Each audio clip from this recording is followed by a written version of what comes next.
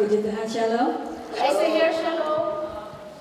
Tadi waktu saya datang ke tempat ini, Net toen ik hier naartoe kwam, saya belum ada planning apa-apa untuk bersaksi. had ik eigenlijk nog helemaal geen planning om een getuigenis te geven. Karena begitu banyak yang bisa saya mau bagikan atas kebesaran Tuhan. Want er zijn zoveel dingen die ik wil delen over de goedheid van de Heer. Tapi waktu tadi saat tim musik menyanyikan lagu Harapanku, Maar toen net het muziekteam het liedje Harapanku mijn hoop zong, dan itu tanda saya harus ada di tempat ini. dat was dus het teken dat ik hier naar u moet staan. Bukan karena kuat gagah saya, En niet door mijn eigen kracht en kunnen, saya mau kembalikan untuk hormat dan kemuliaan nama maar ik wil Tuhan. het allemaal teruggeven ter eer en glorie van de Heer. Saya sangat mengucap syukur, Ik dank de Heer hartelijk. begitu baik dan luar biasanya Tuhan kita. Zo goed en ja, buitengewoon goed is onze Heer. Kalau saya boleh menikmati setiap kata-kata dari pujian yang tadi kita nyanyikan sama-sama, En als ik net echt kon genieten van de woorden die wij net samen hebben gezongen, karyanya yang luar biasa. dus zijn buitengewone werken. Ya, kalau kalian semua tahu hidup saya saat ini, Dus jullie kennen hoe mijn leven nu is op dit moment, jullie weten dat. ada badai-badai yang harus saya lewati. Er waren stormen geweest die ik moest doorstaan. Sebelum masa itu datang, Maar voordat die storm kwam, saya diingatkan kembali sama Tuhan. heeft de Heer mij weer terug doen herinneren. Waktu saya pulang ke Indonesia, Toen ik naar Indonesië ging, sebelum suami saya meninggal, voordat mijn wijle man toen kwam te overlijden. saat itu saya ada satu kesaksian lain yang saya mau bagikan di Indonesia. Ik had namelijk een andere getuigenis in Indonesië die ik wilde geven. Saat itu saya ingat saya bilang sama mama saya, Op dat moment weet ik nog heel goed toen ik tegen mijn moeder wilde zeggen. saya bilang mama, Ik zei, mama, kalau saat ini mama, als het op dit moment, Tuhan izinkan saya dikasih satu atau dua gereja als God mij de toestemming geeft om 1 of 2 kerken te di geven Indonesia in Indonesië, untuk bersaksi, om een getuigenis te geven, saya rindu untuk bersaksi. dan verlang ik ernaar om een getuigenis te geven. Itu kurang lebih 4 tahun yang lalu. Dat is ongeveer 4 jaar geleden. Yang saya lihat karya besar Tuhan dalam hidup saya, Dus het grote werk dat ik heb kunnen zien in mijn leven, bukan sesuatu yang bersifat materi, is niet in de vorm van materiële dingen. bukan yang bersifat yang menyenangkan hati saya. Het is ook niet in de vorm van de dingen die mijn hart verblijden. Saya hanya rindu untuk membesarkan nama Tuhan kita. Maar ik heb alleen het verlangen om de grootheid van de naam van onze Heer te vertellen. Dan saat ini, En op dit moment, saya bersyukur sama Tuhan. ik dank de Heer. Dan saya akan selalu bersyukur sama En Tuhan. ik blijf de Heer dank zeggen. Ada satu kehormatan yang Tuhan kasih bagi saya. Want er is een grote voorrecht dat de Heer mij gegeven heeft. Kalau 4 tahun lalu saya minta sama Tuhan 1 atau 2 gereja untuk bersaksi, Want voor 4 jaar geleden heb ik de Heer gevraagd, geef mij 1 of 2 kerken waar ik getuigenis kan geven. saat ini Tuhan izinkan saya untuk hampir seluruh Belanda saya boleh kunjungi. Amen. En nu geeft de Heer mij de toestemming of bijna alle kerken in Nederland mag ik komen. Untuk memberitakan bahwa Dia adalah Allah yang besar. Om te getuigen, te vertellen dat Hij is de grote God. Kehidupan saya yang tidak sempurna, Mijn leven dat niet volmaakt is, Dia izinkan saya untuk berjalan bersamanya. maar Hij staat mij toe om samen met Hem te wandelen. Apapun saat ini yang saya mau bagi, Dus wat ik nu graag wil delen, apapun yang saat ini kita alami, of wat we nu ook op dit moment meemaken, tetap nyalakan api itu. blijf dat vuur laten branden. Karena Tuhan akan memakai kita luar biasa. Amen. Want God gaat ons buitengewoon gebruiken. Bukan karena kuat gagah kita, En niet vanwege onze eigen kracht en kunnen. tapi kita kembalikan untuk kemuliaan nama Tuhan. Maar wij brengen het weer terug de eer en glorie van de Heer. Terima kasih. Dank u wel. Saya mengucap syukur kalau saya boleh diberi api itu saat ini untuk bersaksi. Ik dank de Heer dat ik nu dat vuur heb gekregen om te Biasanya pada getuigen. saat bernyanyi saat ini bersaksi. Dus meestal heb ik het vuur om te zingen, maar nu heb ik het vuur om te getuigen. Ya, terima kasih untuk suami saya dikasih waktu. Dus dank u wel mijn man dat ik de tijd heb gekregen om te getuigen. Ya, puji nama Tuhan, God bless. Prijs de Heer. God zegen u. Prijs de Heer. Puji Tuhan. God is goed. Tuhan itu baik. Vandaag wil ik graag met u spreken over iets heel bijzonders.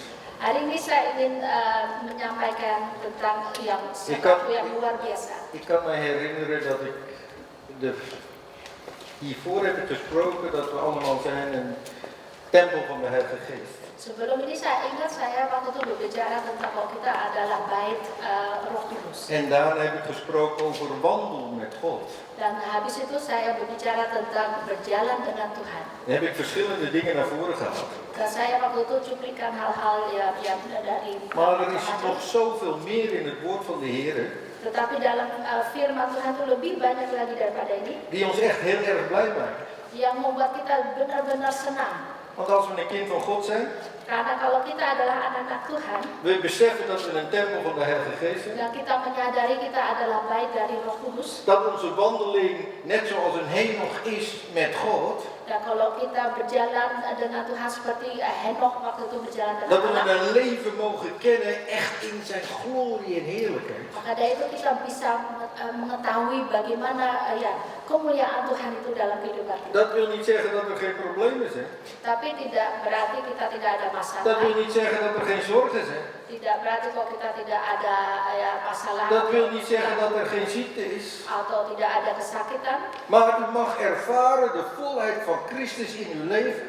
Tetapi Anda bisa mengalami kepenuhan dari Kristus. Waardoor u elke strijd kunt overwinnen. Dan maka dari itu Anda selalu bisa akan menang.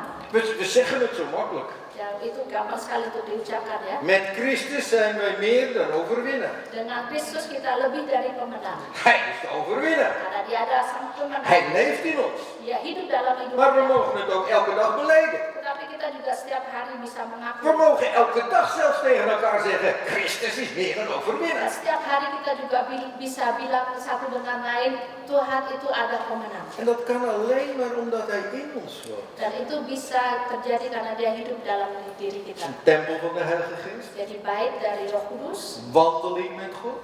berjalan dengan Tuhan. Elke dag maar weer opnieuw. Jadi setiap hari lagi. Maar ik wil er vandaag bij stilstaan. De volheid van Christus zit in ons.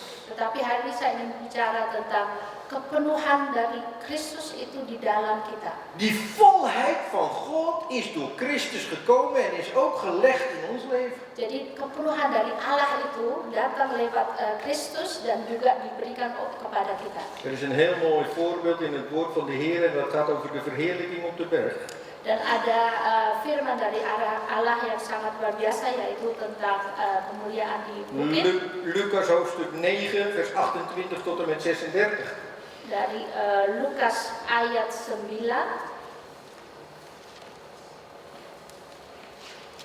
En vanwege de tijd is het misschien goed dat het alleen maar in het Indonesisch gelezen wordt. Iya, dari Lukas 9. Welke vers was het ook weer, moeder? 28 tot en met 36. Ya, Yesus dimuliakan di atas gunung, jadi ayat 28 sampai 39. Mari kita baca karena waktunya saya akan baca dalam bahasa Indonesia saja. Jadi Lukas 9 ayat 28 sampai 36. Yesus dimuliakan di atas gunung. Kira-kira di 8 hari sesudah segala pengajaran itu, Yesus membawa Petrus, Yohanes dan Yakobus lalu naik ke atas gunung untuk berdoa. Ketika ia sedang berdoa, rupa wajahnya berubah dan pakaiannya menjadi putih berkilau-kilauan. Dan tampaknya 2 orang berbicara dengan dia, yaitu Musa dan Elia. Keduanya menampakkan diri dalam kemuliaan dan berbicara tentang tujuan kepergiannya yang akan digenapinya di Yerusalem. Sementara itu, Petrus dan teman-temannya telah tertidur dan ketika mereka terbangun, mereka melihat Yesus dalam kemuliaannya dan kedua orang yang berdiri di dekatnya itu. Dan ketika kedua orang itu hendak meninggalkan Yesus, Petrus berkata kepadanya, "Guru, betapa bahagianya kami berada di tempat ini. Baiklah kami dirikan sekarang 3 kemah, 1 untuk engkau, 1 untuk Musa, dan 1 untuk Elia." Tetapi Petrus tidak tahu apa yang dikatakannya itu. Sementara ia berkata demikian, datanglah awan menaungi mereka, dan ketika mereka masuk ke dalam awan itu, takutlah mereka. Maka terdengarlah suara dari dalam awan itu yang berkata, Inilah anakku yang kupilih, dengarkanlah dia. Ketika suara itu terdengar, nampaklah Yesus tinggal seorang diri. Dan murid-murid itu merahasiakannya. Dan pada masa itu mereka tidak menceritakannya kepada siapapun apa yang telah mereka lihat itu. Prijs de Heer. Puji Tuhan. Jezus heeft 3 belangrijke personen uitgenodigd en samen zijn ze de berg opgegaan. Jadi Tuhan Yesus telah mengundang 3 orang yang penting untuk pergi bersama dia ke gunung. Petrus, Johannes en Jacobus. Petrus, Johannes dan Yakobus. En ze gingen met Jezus samen de berg op. Dan mereka bersama Tuhan Yesus naik ke atas En ze hebben een geweldige ervaring gehad. Dan mereka telah mengalami sesuatu yang sangat luar biasa. Want op die berg is er een geweldige verheerlijking gekomen van Jezus. Karena di atas gunung itu ada kemuliaan, Yesus dimuliakan dengan luar biasa. De glorie van God was op Jezus. Jadi kemuliaan Allah waktu itu di atas Yesus. En er verschenen ook 2 andere personen. Dan di saat itu juga ada 2 orang lagi yang datang, yang Mozes en terlihat, Elia. yaitu Musa dan Elia. En ze waren daar met z'n 3. Dan mereka di situ bertiga. En de discipelen die waren daar en die hebben het allemaal mogen zien. Dan murid-murid Tuhan telah hadir juga di situ dan telah melihat. Die geweldige heerlijkheid van God die was daar. Jadi ya kemuliaan Allah yang sangat luar biasa itu hadir di sana. En de heerlijkheid van God verscheen en was op Jezus. Dan kemuliaan Allah yang luar biasa itu datang kepada Tuhan En Yesus. we mogen ook zien dat die 2 personen, Mozes en Elia, in diezelfde cloud stonden. Dan kita juga telah membaca tadi kalau si Musa dan Elia juga hadir dalam naungan itu. Maar er was een geweldige stem. Dan ada suara yang luar En dat biasa. was de stem van God. Dan suara itu ada suara dari Die Allah. heel duidelijk uitsprak. Yang dengan jelas dia mengatakan, Deze is mijn geliefde zoon. inilah anakku yang kupilih. In wie ik mijn welbehaag heb. Ya, inilah anakku yang kupilih.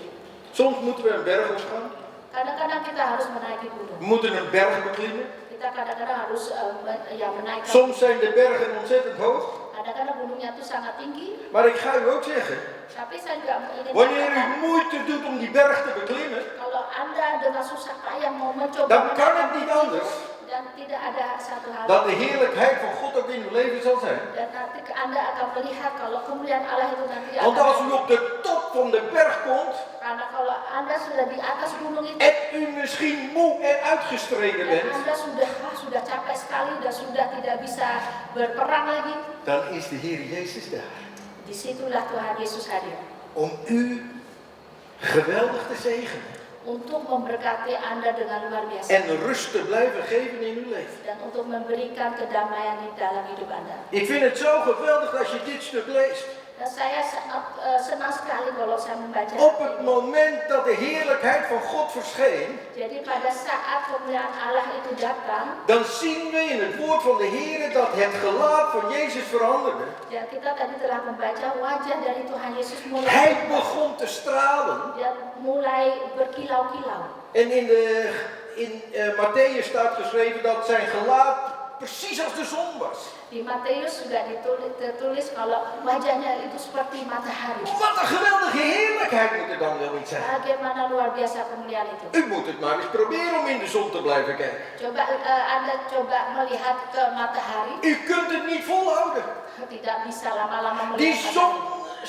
Die zonnestralen zijn zo ontzettend sterk. Karena matahari itu benar-benar kuat sekali. Maar het gelaat van Jezus veranderde gelijk de zon. Tetapi wajah dari Tuhan Yesus itu berubah seperti matahari.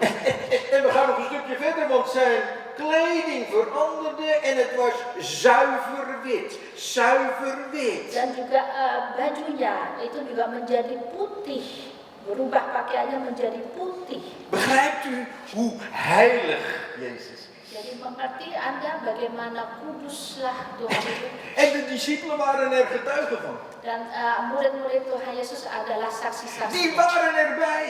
Karena mereka hadir waktu itu. En de wolk van de heerlijkheid kwam over hen. Dan juga naungan kemuliaan dari naungan itu juga datang. Geweldig om dat te mogen zien. Jadi luar biasa untuk menyaksikan hal itu. Weet u, de heerlijkheid van God Jadi kemuliaan dari Allah is gelegd op Jezus, itu ditaruh dalam Tuhan Yesus. maar wel met één grote bedoeling.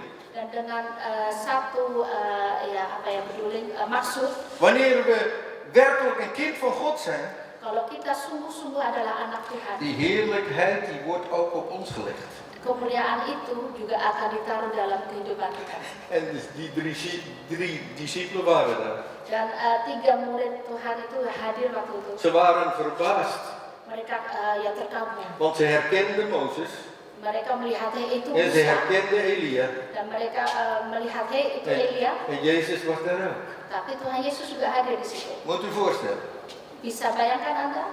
Deze 3 discipelen hadden nog nooit Elia gezien. Jadi 3 murid dari Tuhan ini belum pernah melihat Elia. Hadden nog nooit een ontmoeting gehad met Mozes. Dan mereka belum pernah bertemu dengan Musa. Maar zij wisten dat het Mozes en Elia waren. Tapi mereka mereka mengerti ini ada Musa dan Ik Elia. vind het zo geweldig. Jadi ini sangat luar biasa. Hoe is het mogelijk? Jadi kok bisa ya? Er is zelfs al herkenning. Jadi sudah ada, saya tahu itu. Wij Saya mogen tahu. het ook ervaren, die geweldige grootheid en openbaring van de Heer. Kita juga ingin mengalami kemuliaan yang besar itu kepada Ik Dia. heb Jezus nog nooit gezien. Saya belum pernah melihat Tuhan Yesus. Anda sudah pernah melihat Tuhan Yesus? U was er niet bij toen hij stierf aan het kruis. Anda tidak hadir waktu Tuhan Yesus mati di kayu salib. Maar u heeft geloof gehad. Tetapi Anda telah percaya, ada iman. Door het geloof weten we dat Jezus Christus gestorven is aan het kruis van Golgotha. Karena kita oleh iman kita tahu, kita percaya kalau Tuhan Yesus telah mati. En omdat hij gestorven is aan het kruis, Karena dia telah mati di kayu zijn salib bloed heeft laten vloeien, dan darahnya telah tercurah. mogen we uit het geloof weten Kita jadi tahu karena iman kita. dat we gered zijn voor tijd en voor eeuwigheid. Kalau kita selalu diselamatkan. Ik ben vrij door het bloed van het lam. Saya sudah dibebaskan oleh Door het bloed van het lam zijn al mijn zonden vergeven. karena oleh darah domba saya sudah. Doordat Jezus Christus de dood heeft overwonnen, Dan karena Tuhan Yesus sudah mengalahkan maut, mag ik het eeuwige leven beërven. saya boleh menerima hidup yang kekal itu. Dat is een geweldige zekerheid. Itu adalah kepastian yang luar biasa. We hebben gezongen over de hoop Tadi kita menyanyi die we tentang altijd maar harapan. vast moeten houden in Christus Jezus. Jadi harapan itu kita harus selalu pegang dalam Hij is onze grote hoop. karena dia adalah pengharapan kita. Hij gaat met ons. Dia membimbing kita. En in dit leven waar we nu in staan, Dan dalam kehidupan ini, kan ik u één ding zeggen. satu hal yang saya bisa nyatakan. Blijf altijd wandelen met God. Satu hal yang saya bisa katakan, selalu berjalan dengan Allah. Doe er niet moeilijk over. Dan nggak usah mikir susah-susah. Wees niet teleurgesteld in de levende God. Dan jangan kecewa dengan Allah yang hidup. Maar vertrouw ten alle tijde op Hem. Tetapi percayalah setiap saat pada Dia. Hij wil laten zien dat Hij een grote God is. Karena Dia ingin menunjukkan aku adalah Allah yang besar. Maar het ligt vaak aan ons hoe wij daarmee omgaan. Tapi itu adalah yang dari kita sendiri, bagaimana kita menerimanya. Hij geeft ons de weg. Dia telah memberikan kita jalan. De Bijbel die leert ons dat we altijd ons oog maar gericht moeten houden Ya, Alkitab memberi pelajaran kepada kita, kita harus terfokus pada Dia op selalu. onze leidsman en voleinder des geloofs. Dan selalu terfokus kepada yang membimbing Dat kita. is onze Heer Jezus Yaitu Christus. pembimbing kita adalah Tuhan Yesus. Dus als wij Hem blijven volgen, Jadi kalau kita selalu ikut bimbingan Dia, dan zullen we nooit bedrogen uitkomen. kita tidak akan dibohongin. We zien ook in het woord van de Heer Dan kita juga telah bisa dat ze daar een membaca geweldige ontmoeting hebben gehad. kalau mereka telah mempunyai pertemuan yang luar biasa. De heerlijkheid des Heren in ons leven te kennen, die is eigenlijk een weerspiegeling van zijn grootheid. Jadi kalau kita melihat kemuliaan atau kita bisa mengerti kemuliaan Tuhan, itu adalah kemuliaan yang terpancar dalam diri kita. Ervaart u wanneer u spreekt met uw broeder of zuster dat we kinderen van God zijn? Kalau Anda berbicara dengan saudara atau saudari seiman, apakah Anda juga mengalami kebesaran Allah? Heeft u vrede in uw hart? Adakah ada damai? Ervaart u dalam hati Anda?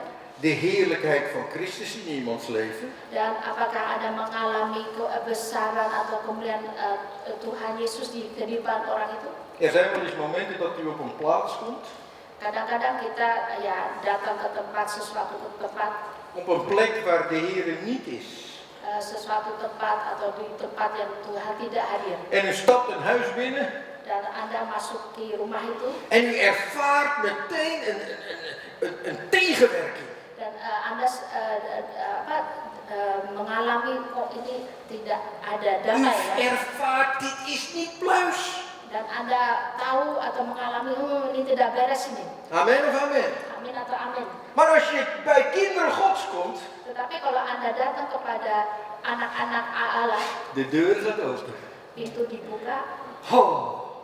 En de gastheer of de gastvrouw zegt hartelijk welkom. dan yang punya rumah menyambut selamat datang Er hoeft nog geen woord gesproken te zijn. dan tidak ada satu kata yang sudah dikeluarkan, Maar u ervaart, tapi Anda sudah bisa mengalami. dit is een huis Ini ada rumah tempat die gezegend is. yang diberkati. Dit is een huis Ini ada rumah waar ik mag ervaren di mana saya bisa de mengalami grootheid, kebesaran de heerlijkheid, dan kemuliaan. geweldige opening Itu adalah ya pembukaan en yang luar geweldige biasa vrede van God. dan juga bisa mengalami damai Allah.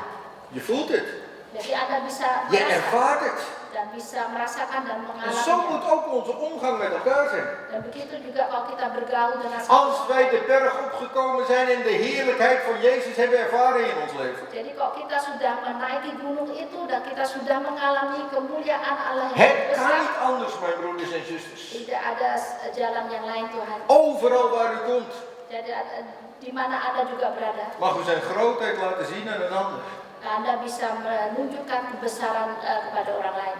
Ik weet niet of ik het hier ooit heb verteld, Kebesaran Tuhan yang kepada orang lain ya. maar het is mijn persoonlijke ervaring geweest. Jadi ini ada pengalaman saya pribadi. Ik woon in Alphen aan de Rijn.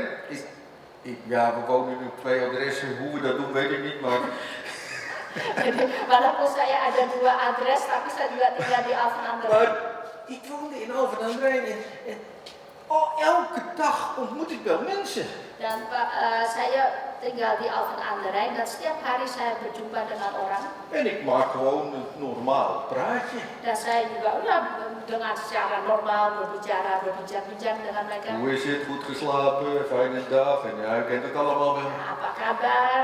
Enak tidurnya enak bagaimana? Het regent alweer. Hujan lagi. Oh, de zon die is weer te heet. Matahari terlalu De gewone normale gesprekjes. jadi normal konversasi yang normal lah. Maar mijn dochter die vertelde een keer. Tapi anak perempuan saya suatu hari menceritakan, Pap, ik ben die buurvrouw tegengekomen. Papa, saya ketemu dengan tetangga perempuan. Je weet wel, die daar verderop woont. Tetangga perempuan yang di situ tuh tinggalnya. Ja. Dia tahu. Weet je wat ze vertelde? Tahu nggak dia cerita apa? Ze vertelde dat ze mij had ontmoet in die lift. Dia telah cerita kepada saya, dia berjumpa dengan dengan bapaknya dan dengan Bro Ari di lift. En ze vertelde daarbij, Dan dia juga tambahin ceritanya, jouw vader, bapakmu itu, die is toch dominee? bapakmu itu adalah dominee kan? Maar elke keer als ik in die lift stap en hij staat erin, Dan setiap kali kalau saya masuk di lift itu dan dia sudah berdiri di lift itu, dan voel ik een vrede over me heen komen. saya merasa ada damai mengenal. Ik voel zo een geweldige aanwezigheid. Dan saya merasakan ada kehadiran yang luar biasa. En ze vertelde aan mijn dochter, ik heb de Heer eigenlijk de rug toegekeerd. Dan tetangga ini menceritakan pada anak saya, ya sebetulnya saya sudah tidak percaya lagi pada Tuhan. Maar Tetapi sinds deze ontmoeting waktu saya bertemu dengan bapakmu hari itu, heb ik opnieuw het woord van God geopend. saya telah membuka juga sekali lagi firman Allah. Ben ik opnieuw gaan bidden. Dan saya memulai berdoa lagi. Amen of amen. Amin atau amin. En ik ga u niet zeggen, ik wil niet mijzelf naar voren brengen. Dan saya tidak mau menonjolkan diri saya Maar di ik wil sini. u laten zien. Tetapi saya ingin memberitahu pada Anda. Als je de volheid van Christus in je leven ervaart. Kalau Anda mengalami kepenuhan dari Als je de Kristus, heerlijkheid van God in je leven kent. dan kalau Anda tahu apa itu kemuliaan Allah dalam hidup, Dan kom je vanzelf in vuur en vlam te staan. Anda Anda menjadi ya orang yang bersemangat-semangat dan berapi-api. Mijn vrouw zegt altijd, are you on fire? Are you on fire? Are you on fire? Istri saya selalu bertanya, are you on fire? Are you on fire? Nou, ik kan u zeggen, ik ben ook altijd on fire. Dan saya ingin memberitahu, saya juga selalu on fire. Ja, het huis is bijna afgebrand als we samen zijn. Rumah kita udah mau kebakar deh kalau dua-duanya begitu on Maar u fire. begrijpt wat ik bedoel. Tapi Anda mengerti ya maksud saya? Het is zo geweldig om te horen. Dan itu sangat luar biasa sekali untuk didengarin. We hoeven geen woord uit te spreken. Kita nggak usah mengatakan satu kata pun. Als u een ontmoeting gehad hebt met de levende God. Kalau Anda sudah ya bertemu dengan Allah yang En het hidup, vuur van de Heilige Geest is over je leven dan gekomen. api dari Roh Kudus itu datang ke dalam De hidup Anda, heerlijkheid van Christus is in je. dan kemuliaan Kristus di dalam hidup Dan Anda. kan het niet anders dat God werkt. Berarti ya Tuhan itu Hij bekerja, werkt door jou heen. Tuhan bekerja melalui hidup Anda. Dat is wat de Heer wil doen in ons leven. Dan itu adalah yang Tuhan ingin lakukan bagi kita. De 3 discipelen gingen en waren daar op die berg. Jadi 3 murid Tuhan Yesus itu mengikuti dia. En ze zagen die geweldige heerlijkheid van God. Dan mereka bisa menyaksikan kemuliaan Allah yang begitu luar biasa. Over Jezus komen en Mozes en Elia. Dan mereka juga bisa melihat bagaimana Elia dan Musa juga hadir di situ. En ik wil het eigenlijk doortrekken naar een gewoon leven als kind van God. Dan saya ingin membawa hal ini kepada kita sebagai anak-anak Allah. Hoe belangrijk is het om gemeenschap te hebben met Jezus Christus? Bagaimana pentingnya kalau kita bersekutu dengan Tuhan Yesus. Ik wil er eigenlijk ook bij stilstaan dat het belangrijk is om intiem te zijn met Hem. Dan saya juga ingin membagikan betapa pentingnya kok kita tuh harus intim dengan Dia. En wanneer gij bidt, wat doet u dan? Dan kalau Anda lagi berdoa, ngapain Anda? Wat zegt de Bijbel? Ga naar je binnenkamer. Di Alkitab tertulis, datanglah pada kamarmu yang di dalam, Draai die deur op slot. dan tutuplah pintu itu dari kamar itu. En ik wil niet zeggen dat je je echt op moet sluiten. Tapi berarti bukan letterlijk ya harus dikunci pintu. Maar sluit je af van alle dingen van de wereld. Tapi hilangkanlah segala hal-hal yang ada di dunia ini. En bid tot de levende God. Jadi berdoalah kepada Tuhan. De Bijbel die leert ons heel duidelijk.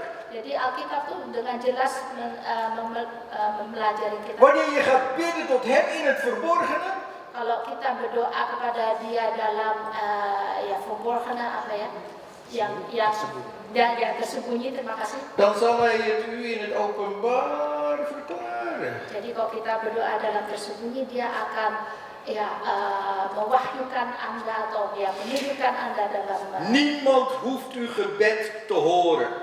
Jadi tidak perlu kalau orang lain mendengar doa Anda. De enige persoon die het hoort is Hij. Karena satu-satu orang yang mendengar itu adalah Dia. Je hebt je afgesloten totaal.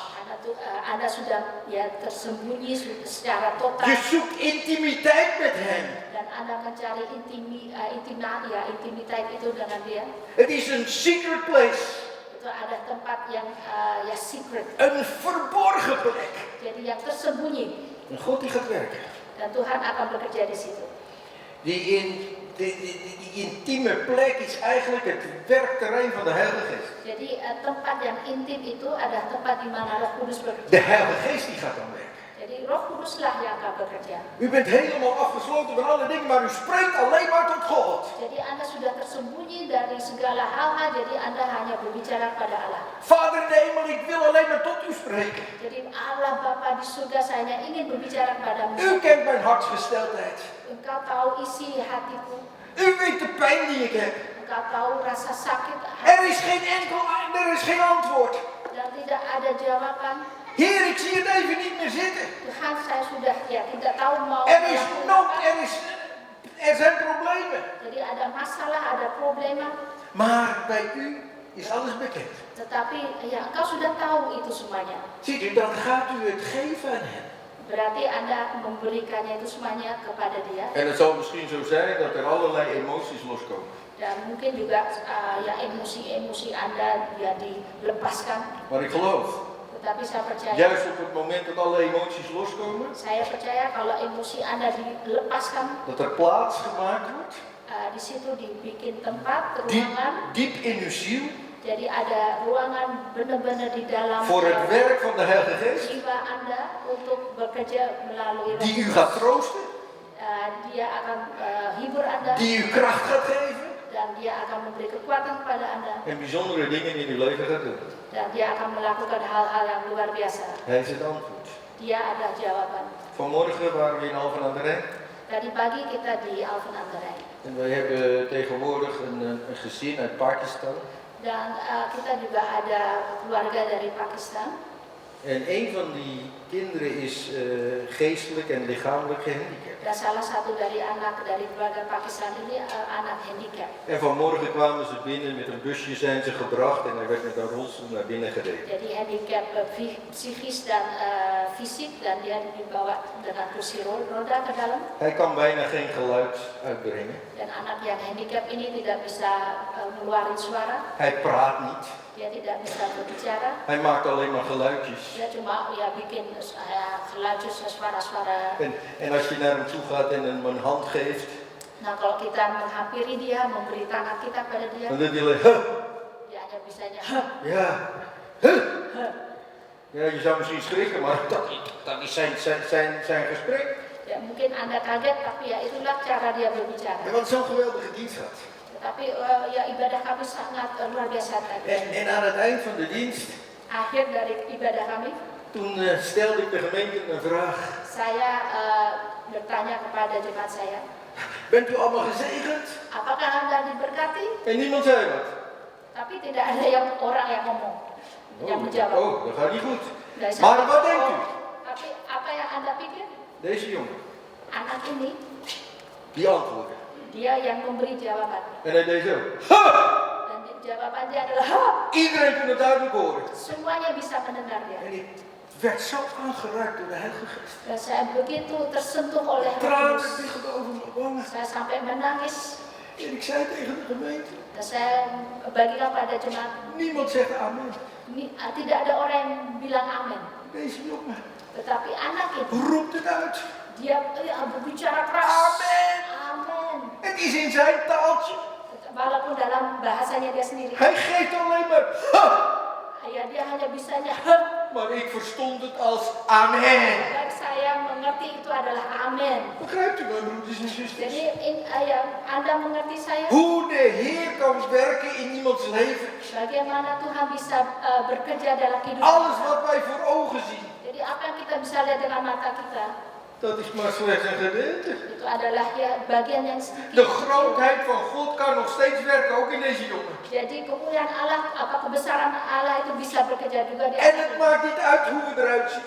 Dan tidak masalah bagaimana kita Het gaat om de kelihatannya. geweldige naam van Jezus. Tetapi ya nama Tuhan Yesus sudah luar biasa itu. En als Jezus werkt in ons leven, Dan kalau nama itu bekerja dalam dan kan ik u kehidupan zeggen kita, dat u bijzonder gezegend zal zijn. saya bisa mengatakan Anda sangat diberkati Om de grootheid van de Heer te blijven verkondigen aan alle mensen. untuk tetap menceritakan tentang kebesaran Allah pada orang-orang lain. Neem de tijd om naar uw secret place te gaan. Jadi ambillah waktu untuk pergi ke ruangan yang rahasia itu. Juist omdat we vandaag de dag ontdekken dat we in een ernstige tijd leven. Apalagi sekarang ini kita tahu zaman ini ada zaman yang serius. En denk alsjeblieft niet van nou, ik ga zondag naar de kerk, dat is wel meer dan genoeg. Dan jangan pikir, saya kan tiap minggu sudah ke gereja, sudah cukup. Zoek elke dag de Heer. Tapi setiap hari carilah Tuhan. Amen. Amin. Wij hebben de gewoonte om 5 uur 's morgens op te staan. Kita ada kebiasaan untuk bangun pagi jam 5. Geen probleem. Tidak ada masalah. Die wekker gaat af. Jadi wekkernya bunyi. Het enige wat je moet doen is er wel meteen uitgaan. Tetapi kita harus memang langsung bangun ya. Amen. Amin. Niet op die knop drukken van even nog sluimeren. Jadi jangan pencet knop itu yang snooze ya. Want ja, dan blijf je gewoon liggen. Kalau pencet snooze itu ya tetap Nee, tidur. wekker gaat en je moet er meteen uit. Tapi kalau wekker itu bunyi langsung keluar. Amen of amen? Amin atau amin? Dan ga ik u zeggen, als je dan je dag in gaat delen, dan heb je meer dan genoeg tijd om God groot te maken. Jadi saya juga ingin memberitahu kalau habis itu kita membagi hari kita En banyak toch waktu untuk membesarkan Tuhan. presteren we het nog om 5 minuten te laten komen. Ja, ik weet niet hoe dat komt. Tapi itu bagaimanapun kita selalu telat 5 menit ya, nggak tahu bagaimana. We moeten nog zoveel doen. Dit doen, dat doen, dat is het. Masih harus banyak dikerjain, harus ini yang dikerjain, harus ini. Maar als kind van God is het goed om te plannen. Tetapi sebagai anak Allah itu bagus kok kita bikin planning. Hoe wil je het anders doen? Jadi kalau tanpa planning ya bagaimana? Er zitten maar 24 uur. Cuma ada 24 jam dalam hari. En je moet er ook nog van slapen. Dan kita juga harus tidur dalam hari. En je moet ook nog eten. Dan kita juga harus En makan. je moet dit, en je moet dat, en je moet zus, en je moet dat. Dan kita harus melakukan ini, melakukan itu. Wanneer nemen we tijd voor de Heer? Jadi kapan kita mengambil waktu untuk Tuhan? Ik ga u zeggen, Dan saya ingin memberitahu. ga gewoon elke morgen op tijd opstaan. Jadi setiap pagi bangunlah on time Neem de tijd voor de Heer. dan ambil waktu buat Tuhan. Amen of amen? Amin atau amin. En ik weet het, hier houdt me, ja, in Indonesië is het zo, en misschien is het in Nederland ook wel zo, maar Jamkaret is gewoon aan de orde van de dag. Tapi di Indonesia dan mungkin di sini ya jam karet itu normal ya. Amen of amen? Amin atau Nou, amin. ik hoor mijn zuster al vertalen, het is normaal. Het is helemaal niet normaal. Jadi tadi saya bilang ya di Indonesia itu udah normal jam karet, tapi sebenarnya tidak normal itu. Tijd is tijd. Karena waktu itu ada waktu. Amen. Amin. Kijk, en dat is denk ik ook als je dicht bij de Heer leeft. Jadi begitulah kalau kita hidup dekat dengan Je Tuhan. hart gaat uit naar Hem. Jadi hati kita tuh terpancar pada Heer, Dia. ik wil u voluit ervaren in mijn leven. Tuhan, saya ingin benar-benar dengan luasan mengalami Ik Engkau. wil meer van u ontvangen. Saya ingin menerima lebih lagi banyak dari Engkau. Kijk, en de dingen die in ons leven gebeuren, Jadi hal-hal yang terjadi dalam kehidupan kita, daar kunt u wat mee. U kunt er een ervaring uit trekken. Anda bisa ya mempelajari itu dan bisa mengambil pengalaman dari itu. Zelfs de dingen die niet zo leuk zijn in uw leven. Juga hal-hal yang tidak enak dalam kehidupan Anda. Maar het heeft allemaal zijn doel. Tetapi semuanya itu ada maksudnya. Opdat de naam van Christus weer groot gemaakt zal worden. Supaya nama Kristus dibesarkan lagi. 2 Korinthe 1 vers 3 tot 4 die spreekt daarover. 2 Korintus 1 Vers 3 tot 4. ayat 3 dan 4. Soms moeten we lijden. Kadang-kadang 2 Korintus 1 ayat 3 sampai 4. Kadang-kadang kita harus ya sengsara ya. Lijden, sengsara. Soms hebben we allerlei druk in ons leven. Dan kadang-kadang kita ada tekanan-tekanan dalam kehidupan kita. En is er zelfs een lijden in ons leven. Dan kadang-kadang ya juga ada kesiksaan dalam hidup. Maar het heeft een doel zodat we de anderen kunnen vertroosten. Tetapi ada maksud, yaitu maksudnya supaya kita bisa menghibur orang lain. Dus wat er gebeurt in ons leven heeft altijd een doel.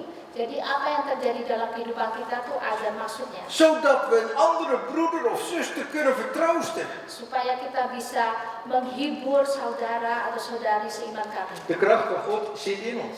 Karena kuasa dari Allah itu ada di dalam De kita. heerlijkheid van Jezus mogen we ervaren. Dan kemuliaan dari Tuhan Yesus kita bisa mengalami. En we zijn meer dan overwinnaars. Kita adalah lebih dari pemenang. Zijn volheid zal door blijven werken in ons Dan leven. kepenuhan Dia tuh selalu akan berjalan dalam kehidupan. En laat in alle tijden zien Dan tunjukkanlah setiap saat dat we meer dan overwinnaars zijn. kalau kita adalah lebih dari pemenang.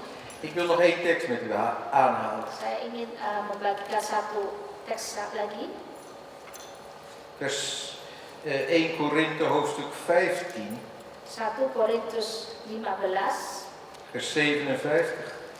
ayat 57 En ik lees ook 58 erbij. dan juga 58. Weet u wat er staat? Apakah Anda tahu apa yang tertulis di sini? Maar Gode zij dank, die ons de overwinning geeft door onze Heere Jezus Christus. Tetapi syukur kepada Allah yang telah memberikan kepada kita kemenangan oleh Yesus Kristus Tuhan kita. Vers 58. Daarom mijn geliefde broeders en zusters natuurlijk. Wees standvastig, onwankelbaar, te alle tijden overvloedig in het werk van de Heer, wetende dat uw arbeid niet vergeefs is in de Heer. Dan ayat 58, karena itu saudara-saudaraku yang kekasih, berdirilah teguh, jangan goyah, dan giatlah selalu dalam pekerjaan Tuhan. Sebab kamu tahu bahwa dalam persekutuan dengan Tuhan, jerih payahmu tidak sia-sia. Wie moeten wij dankbaar zijn? Jadi kepada siapa kita harus bersyukur? God. Allah. Dankbaar zijn. Jadi mengucap syukur Dankbaar voor het volbrachte werk. dan bersyukur untuk pekerjaan yang sudah Dankbaar dat dilakukan. Hij de overwinning geeft. Dan bersyukur dia memberikan kemenangan. Als je dankbaar bent, dan spreekt ook ons geloof. Jadi kalau Anda bersyukur itu juga tanda kalau Anda beriman. We mogen al danken voor hetgeen we nog niet hebben ontvangen. Dan kita juga bisa bersyukur untuk hal-hal yang belum kita terima. Dat spreekt geloof uit. Itu berbicara tentang iman. Je hebt het nog niet ontvangen, maar je gelooft, je hebt die geweldige hoop dat het zal gebeuren. Jadi Anda belum menerimanya, tetapi Anda sudah beriman kalau dan berharap kalau itu akan Ik ben terjadi. God dankbaar dat Hij de overwinning geeft aan ons. Halleluja. Saya bersyukur kalau Tuhan itu memberikan kemenangan kepada kita. Amen. Amin. En dan gaan we door. Dan selanjutnya, Wees altijd standvastig. selalu teguh, tetaplah teguh. Onwankelbaar. Jadi tidak goyah. Je moet vast blijven staan in je geloof. Jadi selalu giat dalam ya iman. Wat er ook gebeurt om je heen. Jadi apapun yang terjadi, Blijf vaststaan. jadi selalu teguh, tetap teguh, berdiri En teguh. dat je niet maar heen en weer geslingerd wordt. Jadi jangan goyang kanan, goyang kiri.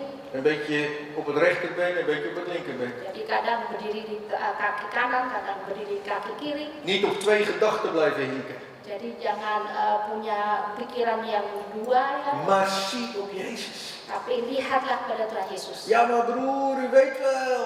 Tapi yang broer, tahu kan U Anda? weet nog niet wat ze mij allemaal hebben aangedaan. Broer, Anda tidak tahu apa yang mereka selalu lakukan pada saya. Oh, u weet helemaal niet hoe lelijk ze over mij hebben gepraat. Dan bagaimana mereka berbicara tentang saya dengan cara jelek. Laat ze lekker praten. Sorry. Laat ze maar lekker praten. Biarinlah mereka berbicara, ngomongin tentang kalian. Laat ze maar praten. Biarinlah mereka ngomongin. Het gaat nog steeds om die geweldige eer van de Heer. Tetapi yang penting adalah ya kemuliaan dari Allah yang luar biasa itu. Laat nooit je vlees werken, zeg ik altijd maar. Saya selalu katakan jangan kedagingan yang berbicara. We hebben zeker last van onze biefstuk. Karena kita tuh ada las ya, kedagingan kita itu ya. En die biefstuk die wordt pas zacht Jadi beefsteak ini kedagingan kita tuh menjadi als die goed geslagen is. kalau menjadi sact ya soft kalau sudah dipukul. Hij moet goed geslagen zijn. Jadi daging itu harus benar-benar Dan empuk. kan je hem goed bakken. Jadi kalau sudah soft itu bisa dibakar, bisa digoreng. Begrijp je wat ik bedoel? Mengerti ya apa yang saya maksud? Zie altijd op de Heer. Jadi lihatlah selalu pada Tuhan. Laat niet je vlees werken, Jadi janganlah kedagingan Anda yang berbicara, maar laat de geest het overnemen. tetapi biarlah roh yang berbicara. En blijft in alle tijden maar overvloedig in het werk van de Heer. Ga door, ga door, ga door, ga door. Dan di sini juga tertulis kalau kita harus selalu diulangi Maju dalam terus. pekerjaan Tuhan, giat selalu maju terus dan giat. Amin, amin. We gaan maar door. Jadi selalu maju terus. We gaan door. Nah, kita maju terus. We kijken niet meer naar achter. Kita tidak melihat ke belakang lagi. We kijken niet meer opzij. Kita tidak melihat ke kiri We lagi. zien alleen maar op Jezus. Tapi hanya kepada Tuhan Yesus saja. Want zijn volheid is ook in ons leven. Karena kepenuhan Dia itu juga ada dalam En als je kehidupan. wandelt met de Heer, Nah, kalau kita berjalan dengan Tuhan, en ik ga u dit ook zeggen, mijn broeders en dan zusters. ini yang saya ingin katakan kepada saudara. Het is onmogelijk dat je je broeder haat.